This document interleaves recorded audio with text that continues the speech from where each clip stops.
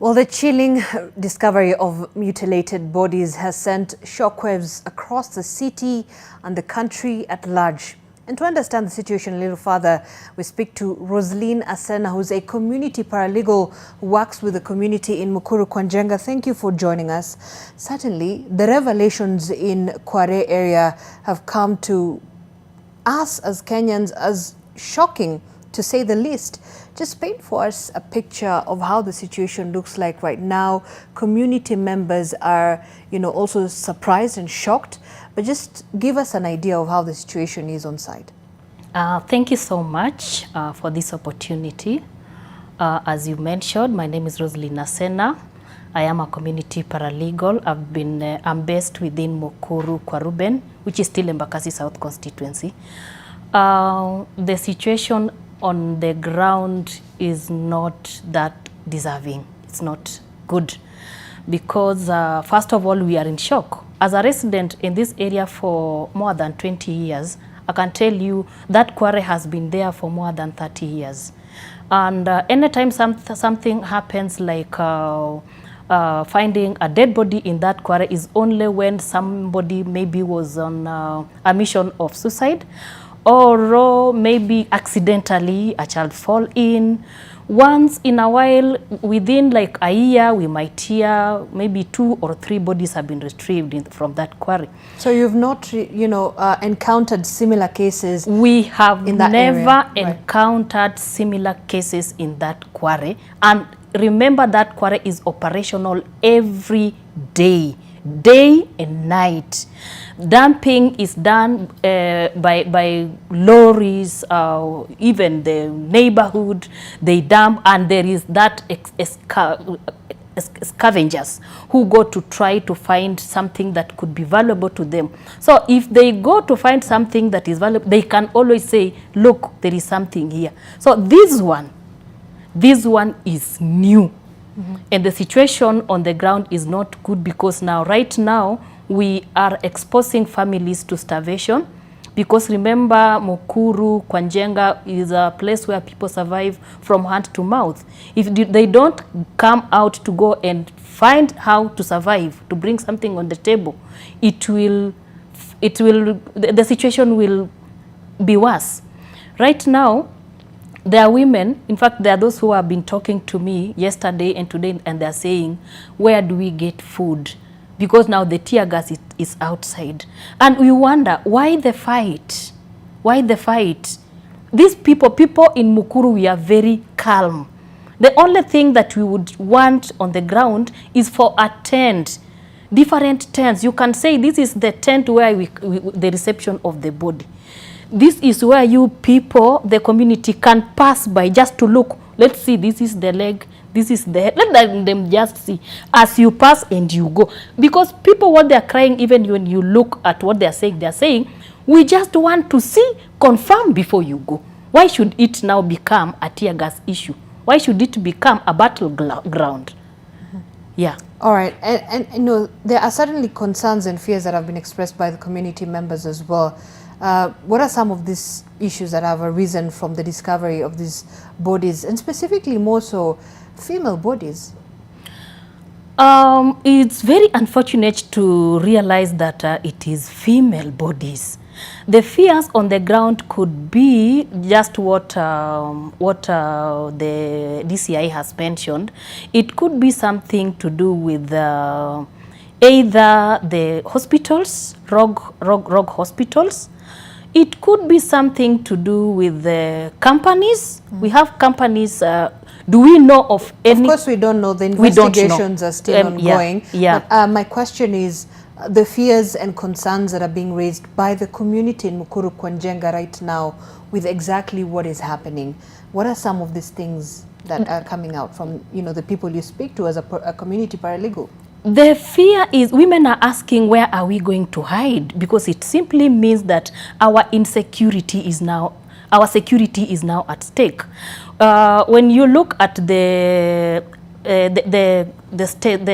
strategy of the structure of information from the local administration, they say the local administration is the one that is mandated to be informing the higher offices of what is happening on the ground. How comes at this point you can just wake up and you find that female bodies are dumped? Then the women in Mukuru are fearful. The men also are fearing for their daughters, mothers, wives. They are fearing. The insecurity issue now is at a higher level. You find that the police itself, even when we are looking at the new IG has mentioned that he has moved all the police officers from Quarry. And the question is, where have you moved them? We expected to hear they have been sent on compulsory leave pending investigation. If the report will come in 21 days. Why? Is it because it's concerning that this happened next to a police station? Yes. It happened next to a police station. The police should have known what exactly happened. They cannot sit the way you are sitting here. You don't know Mukuru, and you're, what happened? And they are also staying there. They have been sent there. They are being paid taxpayers' money to ensure that they get the first-hand information. You look at that body on the first day when I saw some of them were still oozing blood, meaning that they were still fresh.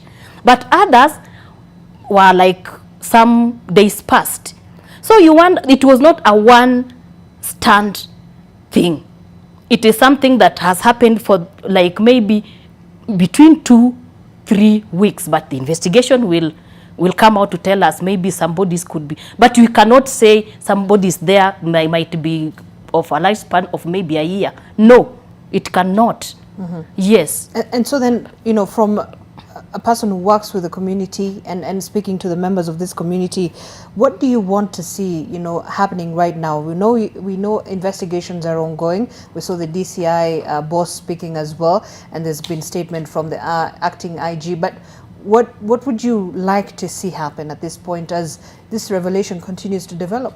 First of all, there are 3 police stations in Mukuru. One is Mukuru Kwaruben, the other one is Quarry, and the other one is Villa. All of them, we are the ones who said, let them be upgraded from police post to police stations so that they can deal with the larger number that is in Mukuru. But now what we are seeing, all the character in Kwanjenga is the same character in Quarry and is the same character in Villa. Though all of them, they should be removed and a new face be put in that particular, in those stations. The second thing that should happen, all the local administration, the structure of the local administration on the ground, it should be overhauled, the whole of it, so that we can now start afresh. Yes. All right. And maybe finally, are there any support systems that are in place right now, perhaps to even help people who would be psychologically traumatized by what appears to be very traumatic experiences? In fact, that is what I felt that at the end of this conversation I should call for. There is need for, first of all, for the ground to calm down. The police should stop. Let people be talked to like people. They are not ready for that fight. So let the ground cool. So that even if you have something to take to Mukuru, how do you take something to a battleground? You cannot. First of all, we need that calmness to come in. Then from there, we call upon. There is this our county woman rep. Where is she? Has she said anything? Has she visited the scene of crime? Has she asked what happened to these women? We want to see her come on the ground and support and give the psychosocial support. Organizations doing the social support, can they come on the ground? Okay. People are starving in their houses. Can we try to find out how we can get food to households around that particular area? Because children will, at the end of the day, we wanted to prevent. But at the end of the day, we will not prevent more, or the damage will extend. Thirdly, I would say that Quarry, even if you hear the statements being given by the government, none of them is ending by saying we need to close that quarry immediately. All quarries in this country, why are they open? Quarries should be closed. In peace building, we say it should never happen again. put measures in place to ensure it doesn't happen again. Okay. Yes. And so what we are saying right now, Right. the government should not transfer a mess. And in this country, we want to get to a point where we can say, leave alone death. Just threatening, you should not have peace, even in public. Leave alone going to court. We should not have peace if you are threatening someone. So when something happens and you as an officer, you are found to be, to have engaged in an error of omission or commission, you should not be transferred. Okay. You should be compelled to go on compulsory leave. After investigation has acquitted you, you can always come back, even with compensation. All right. Thank you. Appreciate it. Thank you, Rosaline Asena, for that. She's a community paralegal who works in Mukuru, Kwaruben. Yes, Embakasi South constituency. All right. Thank you so much for that. But we'll continue to keep you abreast of the developments there in Mukuru, Kwanjenga, where 2 more bodies were retrieved today.